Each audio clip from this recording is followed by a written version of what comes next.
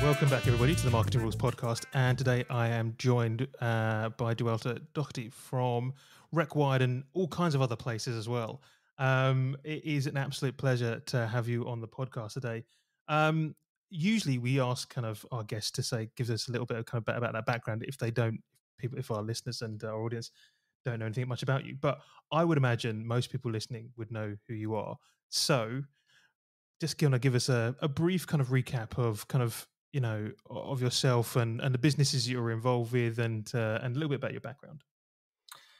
Yeah, we're probably guilty of shouting a bit loudly over the years. So I've been in recruitment for about 11, 12 years now.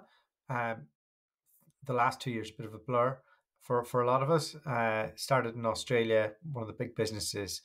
And then I got a taste of entrepreneurship on the way to Canada with my wife. And we set up a resume writing business and went to Canada. The market crashed. And before we knew it, we were in Central America looking to launch a recruitment business. And it just so happened that she'd been dealing with some rec directs as an internal recruiter. So we both said we'd jump into that. I always thought I'd like set up a tech recruitment firm because that was my background and it's what I was really into. But we'd moved around so much that joining those dots with my experience level at the time just wasn't right. So we had a good time in Central America. We made some money.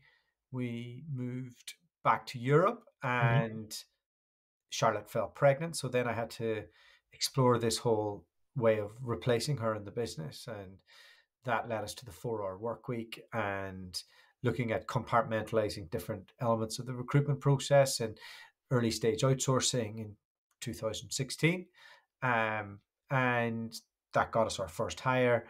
And then we just kind of went from there. I suppose the last few years, Charlotte's been in and out of the business. We've had kids, bought a house, did all that grown up stuff back in the UK. So really only been back in the UK ecosystem 5 years now. And during that time started the podcast, which kind of led to a community, which kind of led to an advisory practice, which led to me speaking to you here today. That's pretty succinct. So I'll tell you, we'll get on to kind of what we're going to talk about today around kind of community building. But what was it? Why did you kind of keep on moving? Was it just a kind of just a travel bug? You just kind of, what was it that kind of, because Central America, right, seems like an odd place to kind of to end up and start kind of and doing recruitment. So how did you get there?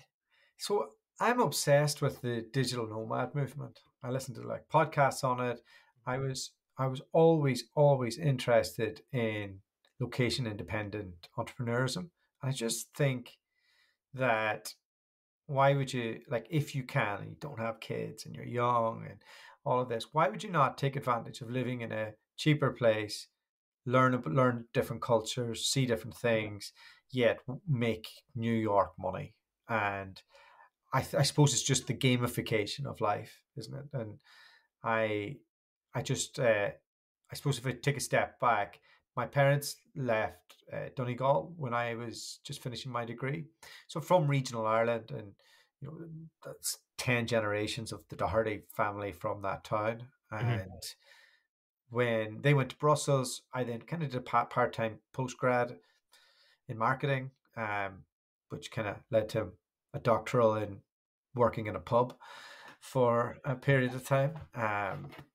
So I suppose I had already moved from the home base, and then I was kind of still figuring myself out. And I went to Australia, and then I'm just in the travel bug, like this new world, like picking beans on a farm and doing all that great stuff. And then I end in Perth with a bunch of other Irish guys in their 20s, and we're all in recruitment together, Irish and English, and you know, just getting a taste of that expat life, but from more of a professional standpoint than I had in Brussels.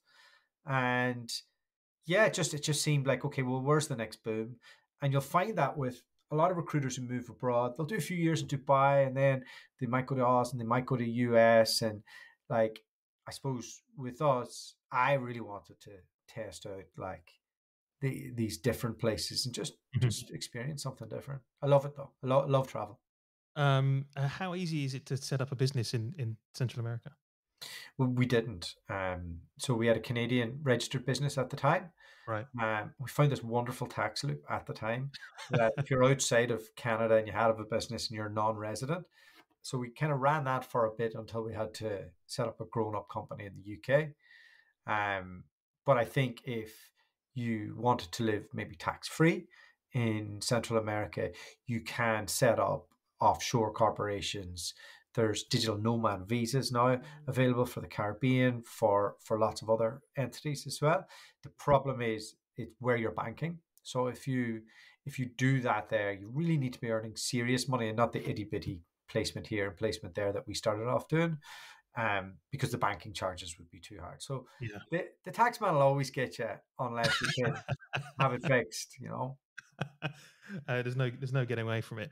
And were you recruiting in Central America, or were you recruiting back in for Canada? No, we were just doing what we still what a large part of one of our practices is like moving UK recruiters around the world and Australian recruiters and Irish recruiters around the world. So we just kind of found this little gap back then, and we were we just kind of steered into it. And because we'd worked in North America and Canada, it just was something we were passionate about. And so we were in Central America. And at the time, I remember I was like, "This is a great story. We should tell it." And Charlotte was like, "Well, nobody else is doing anything like this, so let's just keep our location as Canada." And I was like, "Oh, I think we're missing a trick." And now it's the thing to do, you know. But Yeah. back then it was, I suppose, Yeah. people's in 2006, a lot has changed since 2016 in terms of how you present yourself, like personal branding versus company branding, all these things that didn't really exist in the recruitment world back then. And so did you have a plan at that point? Did you know where the trajectory was, or was it just kind of right? We're gonna try here for a little while. We're gonna see how it goes. We're gonna move here, because leading into kind of the topic for today around community building, where did that vision start, or did it happen once you kind of got back to the UK? It's a really good question. And it kind of happened along the way. It definitely wasn't a strategic plan. Um, I I think once we got to the UK, I, I was like, okay, how do I get out of this Rec to Rec stuff? Like I've fallen into this. I, I mean, I've automated 80% of it. I, I was bored. It doesn't scale. The conversations are the same. It just wasn't. My wife's pulling money out of the business to buy a house, to have children, to do all of that. Like I was completely unfulfilled. Um, and then it started doing really well. Like once she kind of came back into the business, she's a real talent in it, and it started like doing really well, and it was great. But at the same time, I was still really, really unfulfilled. Um, and I had Andy Hallett come in and have a chat with me in an advisory capacity. He, Mhm. he came as a candidate actually, and then I was like, "Hey, you should set up your advisory practice." And he was like, "Oh, okay. Well, maybe I'll start with you." And then we kind of got talking, and I went through a bit of a process with that. And whatever plan we came up with didn't work, famously. But I did enjoy working with him, and we got talking more and more. And I think he had 20 years of brand equity in large firms, and I had a I'd built a different community than the one I set out to build. So I thought, I'm going to have a recruitment podcast. I'm going to make loads of money off all the 25-year-olds who's going to listen to this podcast, and then they're going to use me, and and that's going to be it. But that didn't happen. It was 35 to 55-year-olds listen to the podcast who are recruitment entrepreneurs who either want to set up, scale, or find out what their competitors are doing. So then we were in another membership network briefly, and I remember just going like, I could do this better. I could do this way better.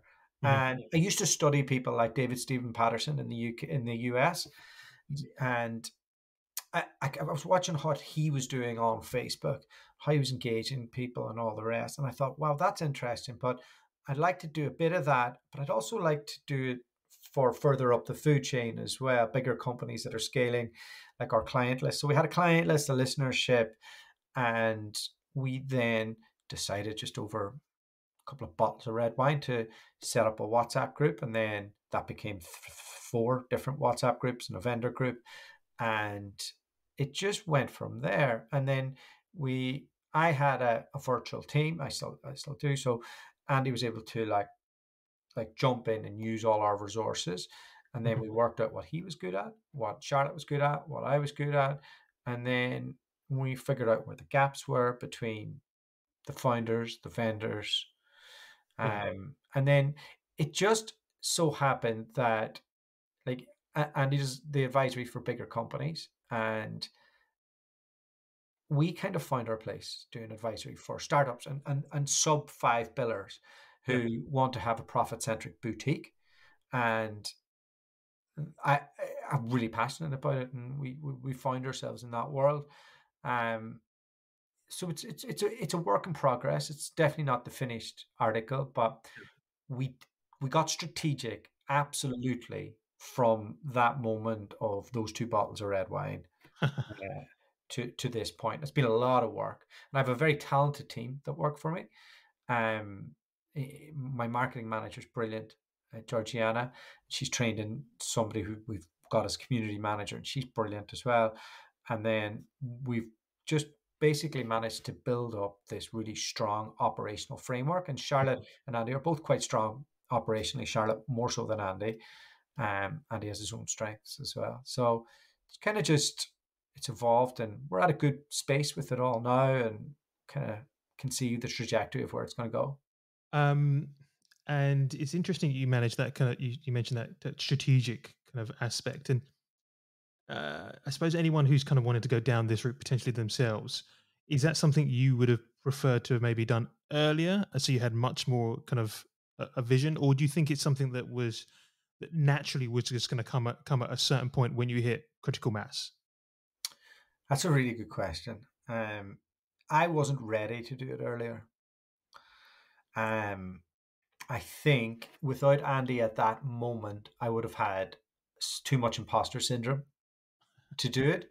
And I think getting to work with him over a period of time, um, I learned a lot just in terms of like he would have managed a lot of vendor relationships with S3, and I got to see that and how that worked. Hmm. I got to see the advisory stuff and how that worked, and I got to put my own spin on it and make it better. And it, getting access to that over a period of time, I was like, okay, no, actually, the stuff I know is really good. He gave me that validation, maybe Yeah. because he'd been at the higher level with those organizations. Because essentially, I was a senior con with a load of ideas, and I never had the patience to go, okay, I'm going to work up this corporate ladder. I was like, oh, this this stuff's great for all you lot, but I'm on a different journey. I just didn't know what that was.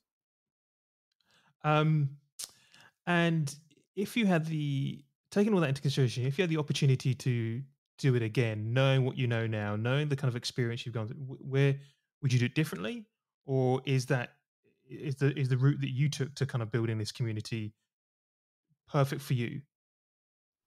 Um, so if I had done it differently, the I, the the community wouldn't be a recruitment centric community. It would have been whatever niche vertical I would have went into within technology. Um, the tricky piece there is I wouldn't have had an advisory practice Mhm. because I'm not one of them. I haven't done all those steps. So it's actually probably worked out for the best in, you know, at this stage. But for a long, long part, it was just like a bit directionless. And I didn't have anybody to bounce things off. My wife's quite headstrong. So we would have, thank God she's not on this call. I would have had an idea and she would have said no. And I would say like, no, I have an idea. She says no. I say to Andy, and Andy's like, I've got a bag of cash here. Do you wanna flesh that out with me? And then she goes, go away, I'll do it. And then like, so it's, I think, Yeah. yeah, just it just business changes, and the world has changed as well. Like before, everybody was much more like precious on their process, and like I have the secret sauce, but you don't really. Like, I mean, a process is a process, and Mhm. it's. I think Gary Vee does it very well in terms of like he gives it all away for free, um, and we've always tried to do that. Yeah. Because even if you do give it away for free, people won't be able to do it. Well, yeah, I mean, speaking from our own kind of perspective, is exactly what we do at our business. Is you can tell people how to do it, everything we do to the nth degree. And in fact, you can probably Google everything that we would do to the nth degree and read about it. But most customers aren't going to be in a position to be able to do it themselves anyway. So that work will eventually kind of roll in. So that's kind of how you got started with the community. How do you how do you keep it going? How do you keep growing your community now? Yeah, I suppose there's a Do couple of you want to grow it? I suppose the other question is, always. So, like, I would study what the TRN do and what the pirates do, and I would see the gaps that we have compared to what they have, Mhm. and also see some things I think we do better than them. But when you look, I always would look at like who's the market leader, what do they have, what do we need to do to get to that point, what value can we give them for free, and you know, then how do you turn that into a revenue source? Now, the tricky piece is we used it as a top of the funnel exercise Yeah. as opposed to paying members. So there's a gap there, Mhm. because if it's top of the funnel, people aren't taking it as serious as if they've paid a paid member. So the your influence to be able to sell whatever you need to sell isn't the same as I'm on your board and I'm doing this. And so I think that's definitely a lesson learned. Now the way around that is peer-to-peer learning and advisory. And that is the direction that we're going in the Doherty group. And then Andy will has his own advisory practice Yeah. as well. So yeah, it's just about studying what people are doing well and what they're not doing well. I think, with regards to the vendor side, we were always very like, we'll I mean, we can move the needle for you and we'll prove it with data. And then you can, and you'll want to do more with us because you'll see that the data there proves that every Yeah. time you do something, you're making more. And Yeah. that took like we had to learn all of that. And we had to Yeah. put all that into practice. And then once we had it all in practice, then we had to manage it all. And then we had to automate as much of it as possible. And then we had to get um, get our virtual team in place and just make sure it all runs smoothly. But it's not a. I think the loop has to be now, like, without getting too technical on it, but the No, to go for it. Go for drive it. to drive more people to the community, so then they can get the value for free and then decide which one of our programs is most suitable to them, whether Mhm. that's like our mastermind program, or how to put VAs in your business, or if it's Charlotte running their operational, mentoring their operational people, or whatever solution it is, or if it's they need a trainer. We've some great like partners in there, like Dan Alexander and Richard Gibbard, and different accountancy and different finance people. And so we've managed to test and partner with the best people in the market who we enjoy working with and who we trust that do a good job. And the community tells us if they don't, and then if they don't, then somebody else will come in and do it. So it's Um, been and fast. it's interesting you kind of picking up again what you mentioned before around you've got a marketing manager and bring on a community manager. Um, you've got to a stage where the community obviously needs managing, and it needs nurturing and it needs continual kind of engagement. Yeah. Um, kind of at what point again did you see that? Was it a situation of this?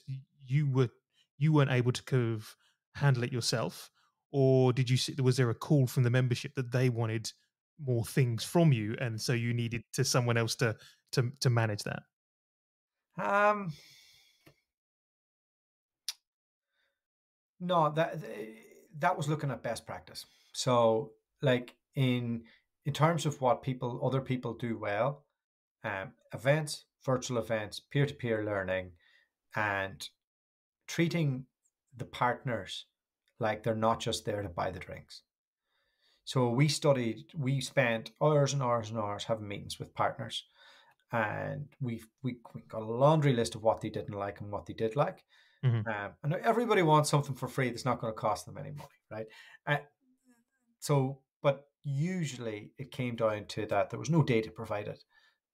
They were treated just like they were there to buy the drinks, and we wanted to create something where they felt more part of it. But at the same stage, we didn't want them in the chat on WhatsApp, if possible. Sometimes we make an exception for a brief moment, but mostly because we don't want one of the members, we don't want to be tagging the same person every time and forcing people on people. Like it has to be, we want to do that through media, through like results to tell people what's working, what's not working. So it's definitely more of a strategic plan to figure out all of that. And we're we're halfway there. Yeah, You yeah. know, like we all have our own businesses, our own consultancies. So I didn't any type of business that I have, I come up with a process, or I come up with the idea. Charlotte does the process, and then we get somebody else to do it. And that's exactly what we do with this. So um, Charlotte manages the operations, Andy manages the partners, and I do the media and engage the groups as much as possible. Um, but again, that's one of those things you've had to learn, right? You've kind of come to that kind of to that kind of strategy and that process um, over time and through obviously making mistakes or kind of just from data driven kind of responses. So which kind of brings me on to what are the things to avoid, right? What's going to really kind of like you know make it into a complete car crash or kind of or totally turn off and disengage with your community. Well, there's so much, but I mean, let's talk about it maybe from the perspective of a tech recruiter who's set up their community. So suppose you want to work out what the purpose is. So is it to set up like a mentorship program where you can be the bridgeway between client and senior candidate, and you can come across more consulting than just selling them something? Um, is it a place strictly for CIOs of in the UK, or within a certain segment? And okay, well, what other communities do they have right now? What are they interested in? How much stuff do you want to do? Are you prepared to do the peer-to-peer learning? Because that's the key, right? Hmm. Because if you have peer-to-peer learning, you get groupthink, and there's more like there's more commonality of interest, as opposed to it just being random. So it's it's absolutely one of the most important thing. And then I think you need to be engaging the community through media where they're the celebrity as much as anything else. Um, and then it's just about figuring out what do they want from it. What do other people like? We didn't invent it in the recruitment space. There's loads. We just know that it's a multi-billion-dollar industry and there's a few people dominating it. So how can we put our own spin on Hmm. Um, and what's the future for the community that you've kind of built up? Where does it go from here? it? I think we will probably divide up the regions a bit more. We have an Australian arm. We really want to steer into the US piece. I think we want to bring, like, we're brilliant in the startup space. Mhm. and we've got some really good connections in the scalable boutique and in the enterprise space, but we really want to bring them to life more. We've brought the startup space to life, so um, I think the peer-to-peer learning for the bigger companies and those people is definitely something that we want to do more. We have our Christmas party already scheduled; it's booked out. We want to do more of those type of events. Um, So like that's it's kind of like events that you're kind of almost kind of going in a different direction. You're taking the kind of online back onto face to face in that sense. Yeah, like so it's we do the online stuff because look, the important thing is if you're doing the online stuff, you can obviously track the data, and all of that stuff's really important. Um, the partners need value, they need FaceTime, they need promo, and you you're like our community needs good services, but sometimes you just need a bit of a laugh too, and It's true. like it we had great fun in our last event, and we're actually having a mini one next week in London, um, for the startup community, for the people who are on our mastermind and people who potentially are looking at that. And it's you get 50 recruiters on the beer in a room. Sounds messy. It's great, but that I mean, because it's all right. When you're a senior con and all the rest, you can do that all the time, and you're out and you're young and all the rest. But founders don't get the chance to do that as much, and they don't. So it's nice to be in a room full of other people at different levels who are different challenges. Sometimes, you might think, oh wow, I'm further ahead than I thought, or oh wow, there's a guy over there who's real successful. I must go speak to him and see if I can get a bit of inspiration, and just about putting people together, isn't it? That's what we do. Brilliant. Dualta, it's been an absolute pleasure having you on the podcast. It has been great to hear about you and your community and a little bit about your background. But for now, thank you very much. All right, thank you.